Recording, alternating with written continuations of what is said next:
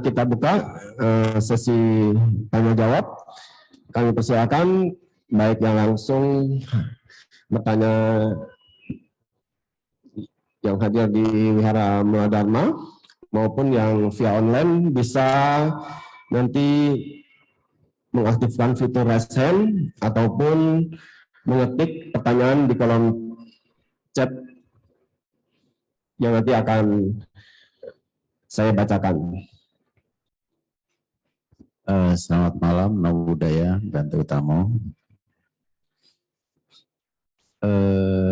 Tadi kami menyimak dengan seksama apa yang Bante sampaikan tentang makna hidup tadi Bante ya. Tapi mungkin ada beberapa orang yang tidak bisa memaknai hidup ini. Misalnya ketika dia banyak masalah, itu dia tidak sanggup untuk menghadapi masalah yang dihadapi, kemudian dia berpikir mau mati aja, misalnya dengan wibawa tanha, yaitu dengan bunuh diri Bante. Karena dia pikir bahwa kalau begitu bunuh diri ya sudah selesai masalahnya, kan begitu. Atau mungkin seandainya lahir kembali ya sudahlah, nanti lahir kembali dalam bentuk yang lain, wujud yang lain, dalam bentuk jasmani yang lain, begitu. Nah, saya juga pernah membaca itu bahwa ada beberapa biku arahat Bante yang mengakhiri hidup. Cuman kita tidak tahu kondisi dari pikiran seorang arahat, tentu berbeda dengan umat awam Bante ya. Dan Sang Buddha tidak mencela beliau karena mereka tera-tera yang bunuh diri ini adalah sudah mencapai tingkat kesucian. Jadi tidak ada kemelekatan terhadap badan jasmani lagi. Bagaimana Bante mensikapi hal bunuh diri ini Bante? Terima kasih. Ya, memang kadang-kadang ya orang namanya kalau sudah, ini saya langsung jawab ya Romo Afan ya. Tadi harusnya kan lewat moderator dulu nih. Silakan Bante. Oke. Jadi begini, memang ada orang-orang itu kalau sudah punya masalah itu memang sulit sekali. Jadi dia sudah nggak ketemu jalan keluarnya. Nah, sering dia bertanya kepada teman. Kalau teman itu bijaksana, dia bisa memberikan nasihat yang positif. Walaupun masalah mungkin belum selesai, kalau dia bisa menceritakan masalahnya, itu sebetulnya beban pikirannya berkurang. Kemudian apalagi kalau teman ini bisa memberikan nasihat yang positif, dia akan lebih lega.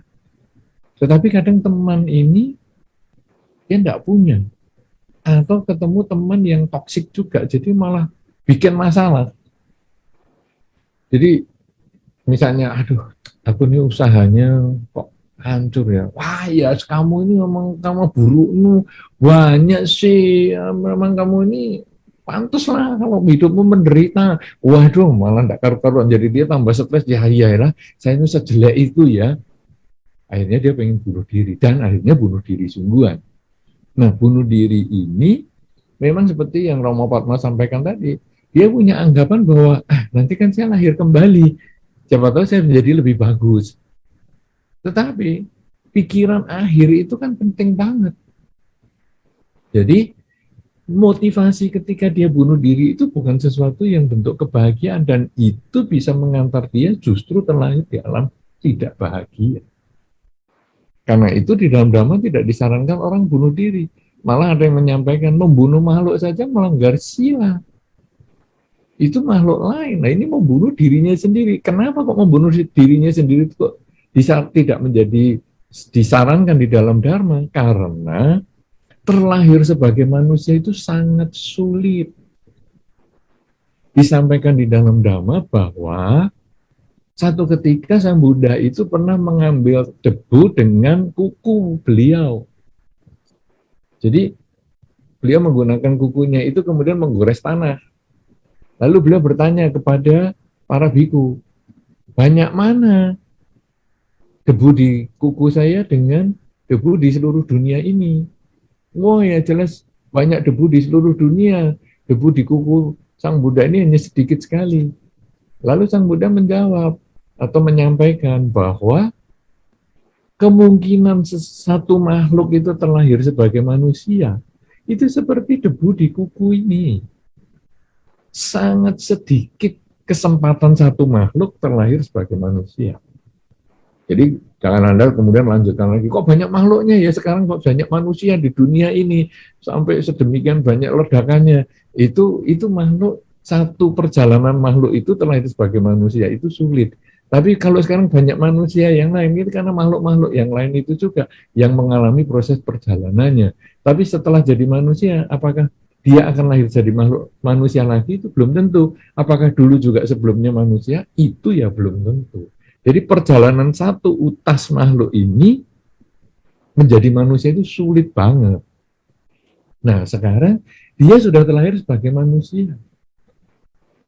Kalau dia kemudian membunuh dirinya, dia menghilangkan nilai positif yang sudah lahir sebagai manusia itu, mengharap nanti satu ketika bisa lahir yang lebih baik. Belum tentu.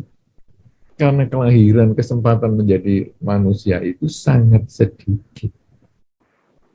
Itu kan hanya harapan. Kenyataannya malah dia nanti lahir di alam menderita yang tidak karu-karuan. Nah, kemudian malah ada satu sumber lain yang bukan dari Tipitaka menyampaikan, kalau seseorang itu bunuh diri, maka dalam 500 kelahiran mendatang, terkondisi dia untuk bunuh diri lagi. Dan itu berkelipatan ya. Satu kali bunuh diri 500. Jadi kalau lahir berikutnya terkondisi bunuh diri dan dia jalani, ya tambah 500 lagi. Lalu yang ketiga, bunuh diri lagi, ya tambah 500 lagi. Jadi sedemikian panjang. Kalau dia menahan mau bunuh diri, tapi enggak lah, aku udah ngerti Dhamma sekarang, aku enggak mau bunuh diri, terus sampai 499 kelahiran juga bisa. Tapi yang terakhir itu dibunuh diri juga karena sudah stres, itu tambah lagi 500. Nah jadi itu dikatakan di dalam Dhamma seperti itu, membuat orang itu lalu berpikir, waduh ini kalau bunuh diri ini akan terkondisi terus. Makanya orang-orang yang punya kecenderungan bunuh diri itu kadang-kadang dari SMA atau dari kecil, itu dari muda sudah selalu pikir, caranya gini, kalau aku mainannya diambil terus aku bunuh diri saja. Aku kalau punya orang tua bunuh diri saja kalau orang tuanya jahat seperti ini. Omongan bunuh diri itu sudah seperti bahasa sehari-hari, dan itu kalau di dalam Dhamma itu sangat risiko. Membunuh makhluk lain saja sudah karma buruk, apalagi membunuh dirinya sendiri, membunuh kesempatan menjadi manusia yang berpotensi mendengar Dharma, yang berpotensi melatih melaksanakan Dharma, sehingga berpotensi mencapai kesucian. Dia hanya satu karena ada problem, entah itu problem rumah tangga, kesehatan, ekonomi, dan lain sebagainya, tetapi dia menghancurkan kesempatan untuk mendengar Dharma, kesempatan untuk melaksanakan Dharma, dan kesempatan untuk mencapai kebebasan akhir, yaitu mencapai kesucian. Hilang kesempatan yang sedemikian besar untuk satu hal. Nah, tetapi memang orang ini butuh orang yang bisa menasihati sehingga membangkitkan semangat lagi. Karena itu kita di dalam Dhamma diajarkan untuk memiliki kalyana mita. Kita diajarkan untuk punya teman yang baik. Dan kita juga diajarkan jadilah teman yang baik, yang bisa menunjukkan kalau teman ini keliru, tunjukkanlah yang baik. Kalau teman ini belum tahu, berilah pengetahuan. Kalau teman ini punya keraguan, berilah pemahaman sehingga keraguannya itu hilang. Inilah manfaatnya kalyana mita, teman baik. Jadi kalau kita tidak banyak masalah, jadilah teman baik untuk rekan-rekan di sekitar kita. Bahkan kalyana mita mungkin untuk orang tua kita, pasangan hidup maupun teman, anak, dan sebagainya.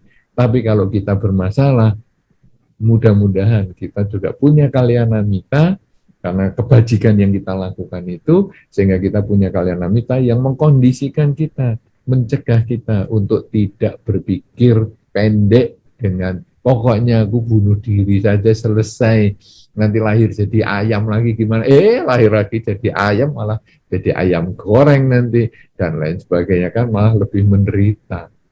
Demikian, jadi konsep bunuh diri di dalam Dharma itu memang tidak didukung karena itu menghilangkan kesempatan kita belajar Dhamma, kehilangan kesempatan melaksanakan Dharma, dan bahkan kehilangan kesempatan untuk mencapai pencerahan alias kesucian. Mudah-mudahan ini bisa lebih jelas. Silakan Romo Afan.